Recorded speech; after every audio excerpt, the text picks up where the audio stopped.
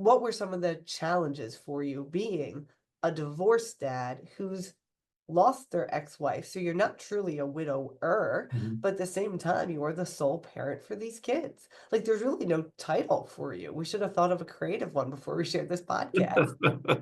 But I was there to witness some of the, like, what do you do next? And where do you have rights and where do you not? And who will talk to you when you go to change benefits and you're not the widower. You're not the spouse that lost because you were an ex-spouse. You weren't even on the same health insurance. Tell us some of those bumps that listeners that are in this situation can either navigate them, be ready for them, or get some wisdom from you with them. Well, and as you know, I don't really think ahead. So No.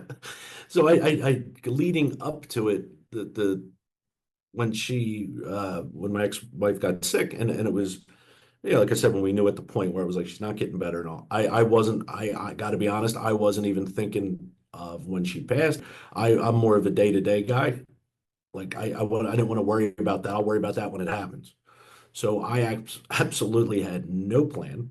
It was No, just, I'm interrupting you on that one. Ladies and gentlemen, this is the difference between Jim and I. The word planner is in the title of my job. I'm a certified financial planner.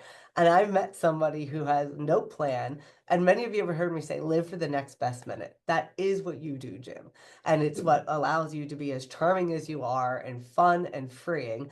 But also, you react in the moment. So I'll let you keep going. So you don't have a plan. You're living for the day. Go for it.